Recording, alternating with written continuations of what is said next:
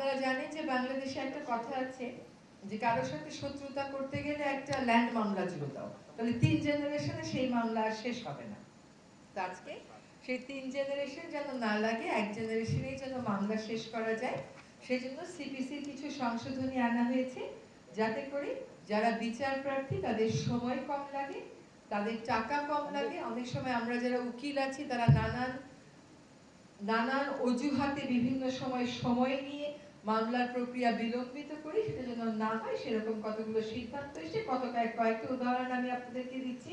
যেমন আগে যেটা হতো যে একটা মামলার রায় হয়ে যাওয়ার পরেও আবার জারি মোকদ্দমা করতে হতো ওই মামলার রায় বাস্তবায়নের জন্য।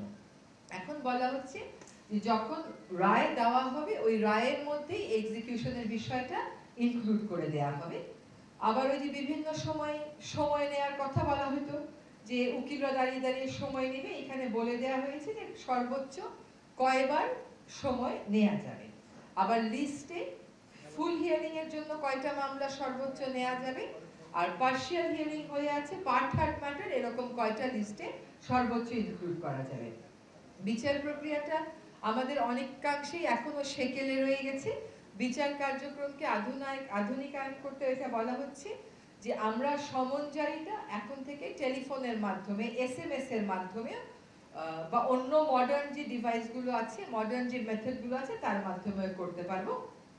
আর ফাঁসিয়ে দেওয়ার জন্য ভুয়া মামলা করা হয়, আগে সেটা শাস্তি ছিল 20,000, এখন সেটাকে বাড়িয়ে 50,000 করা হয়েছে।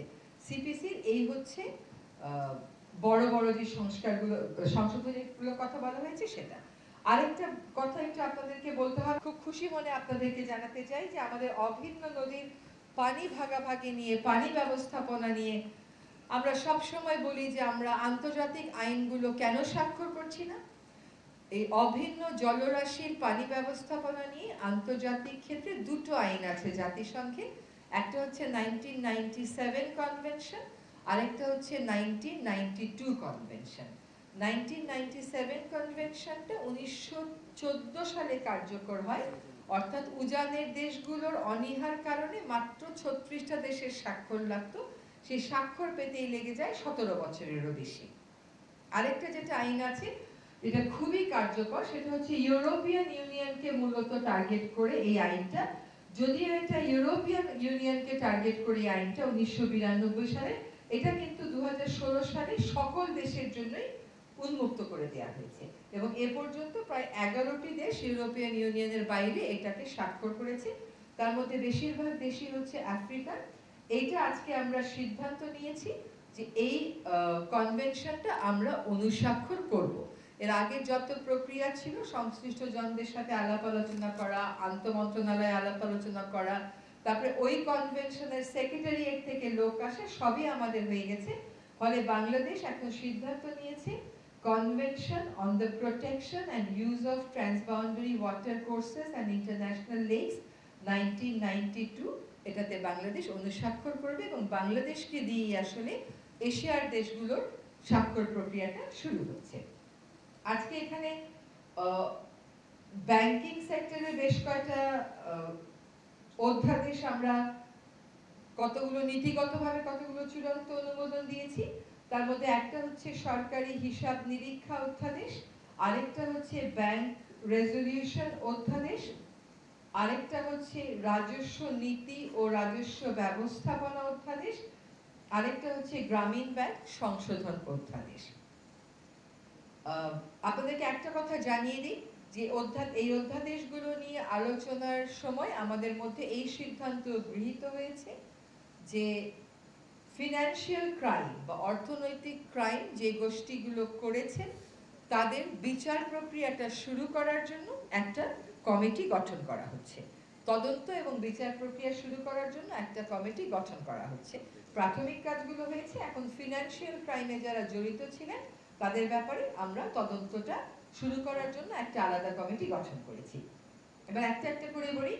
সরকারি হিসাব নিরীক্ষা অধ্যাদেশ যেটা আছে, এটা আপনারা জানেন যে 1974 সালে একটা আইন ছিল, সেই আইনের অতিরিক্ত হিসাবে, সম্পূরক হিসাবে এই অধ্যাদেশটা আজকে আমরা অনুমোদন দিয়েছি। এটার উদ্দেশ্যটা হচ্ছে যে আন্তর্জাতিক অডিটিং এর ক্ষেত্রে আন্তর্জাতিক কিছু স্ট্যান্ডার্ড আছে, সেই স্ট্যান্ডার্ড এবং প্র্যাকটিসগুলো যেন বাংলাদেশের কন্ট্রোলার এবং অডিটর জেনারেলরাও মেনে চলেন সেটা নিশ্চিত করা, যাতে করে সরকারি অর্থের সঠিক ব্যয় আমরা নিশ্চিত করতে পারি, সেক্ষেত্রে স্বচ্ছতা আমরা নিশ্চিত করতে পারি।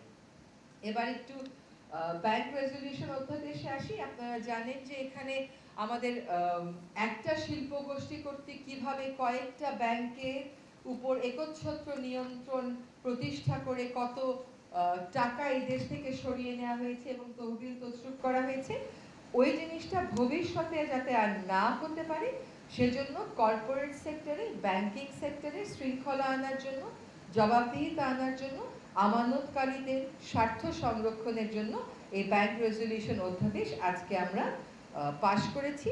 আমরা আবারও বলতে চাই যে আমরা আমানতকারীদের স্বার্থ সুরক্ষাকে সর্বোচ্চ গুরুত্ব দিচ্ছি এবং ভবিষ্যতে যেন এই ধরনের ঘটনায় আমাদের সাধারণ আমানতকারীদের আর পড়তে না হয় সেজন্যই এই ক্ষেত্রে শৃঙ্খলা কেমন করে আনয়ন করা হবে, বাংলাদেশ ব্যাংকে কতটুকু ক্ষমতা দেওয়া হবে, সে কোন পর্যায়ে গিয়ে ইন্টারভেন করবে, এগুলো স্পষ্ট ছিল না আইনে, এখন এগুলো স্পষ্ট করা হলো।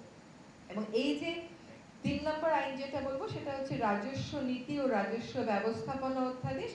এটা কিন্তু জনপ্রশাসন সংস্কার কমিশনের একটা রিকমেন্ডেশনের বেসিসে এই অধ্যাদেশটা করা হয়েছে। আমাদের মাননীয় প্রধান উপদেষ্টা মহোদয় ২৬শে মার্চ যখন ভাষণ দিয়েছিলেন তখন তিনি এই কথাটা বলেছিলেন যে রেভিনিউয়ের ক্ষেত্রে পলিসি করা আর রেভিনিউয়ের ক্ষেত্রে বাস্তবায়ন করা দুটো আলাদা এন্টিটি হবে। সেই মোতাবেক রাজস্ব নীতি ও রাজস্ব ব্যবস্থাপনা অধ্যাদেশে আমরা দুইটা কাজকে আলাদা করছি। একটা কাজ হচ্ছে যারা রাজস্ব সংক্রান্ত নীতি প্রণয়ন করবেন, আরেকটা কাজ হচ্ছে যারা এই নীতিটা বাস্তবায়ন করবেন। তারপরে যে চতুর্থ আইনটা সেটা হচ্ছে গ্রামীণ ব্যাংক সংশোধন অধ্যাদেশ। এখানে আগে যখন গ্রামীণ ব্যাংক কাজ করত একটা মূল্যবোধ নিয়ে কাজ করত, সেই মূল্যবোধটা হচ্ছে যারা গ্রামীণ ব্যাংকের বেনিফিশিয়ারি তাদেরই সেফ থাকবে এই ব্যাংকটার পরিচালনার ক্ষেত্রে। কিন্তু আপনারা জানেন যে বিগত সময়ে আমাদের এখন যিনি আমাদের মাননীয় প্রধান উপদেষ্টা, সেই নোবেল বিজয়ী অর্থনীতিবিদকে রাজনৈতিকভাবে টার্গেট করা হয়েছিল এবং গ্রামীণ ব্যাংকের মালিকানা তার যে দর্শন ছিল যে এটা যারা ঋণটা নেবে সেই বেনিফিশিয়ারির হাতেই থাকবে, সেখান থেকে সরিয়ে সরকারের নিয়ন্ত্রণ অনেকাংশে নিয়ে আসা হয়। আজকে যে অধ্যাদেশটা সংশোধন করা হলো তার মাধ্যমে আগে গ্রামীণ ব্যাংক শুধুমাত্র ভূমিহীনদের জন্য কাজ করত, এখন বিত্তহীনদের একটা সংজ্ঞা সংযোজন করা হয়েছে। ইউনিয়ন পরিষদের পরিসর থেকে বের হয়ে সিটি কর্পোরেশন, পৌরসভাকে অন্তর্ভুক্ত করা হয়েছে এবং বোর্ডের ক্ষেত্রে বলা হয়েছে যে যারা এটার বেনিফিশিয়ারি তাদের মধ্য থেকে ৯ জন নির্বাচিত হয়ে আসবে, এই ৯ জনের মধ্য থেকে আবার ৩ জন মনোনীত হবে এবং তাদের মধ্য থেকেই একজন চেয়ারম্যান নিযুক্ত হবে। এখানে আরেকটা বিষয় এসছে তা হচ্ছে পরিশোধিত মূলধন আগে ছিল সরকার 25% আর যারা বেনিফিশিয়ারি তারা 75%, এখন হয়ে গেছে 10% এবং 90%। মূলত এই ছিল আমাদের আজকে যে সিদ্ধান্তগুলো হয়েছে সেগুলো। আরেকটা কথা একটু বলা দরকার, সেটা হচ্ছে যে গ্রামীণ ব্যাংকের অধ্যাদেশে গ্রামীণ ব্যাংকে জনস্বাস্থ্য সংস্থা ফিনান্সিয়াল রিপোর্টিং অ্যাক্ট যেটা আছে 2015, সেটা অনুযায়ী জনস্বার্থ সংস্থা হিসেবে বিবেচনা করার একটা বিধান আনা হয়েছে। এবার আপনাদের প্রশ্ন থাকলে প্রশ্ন।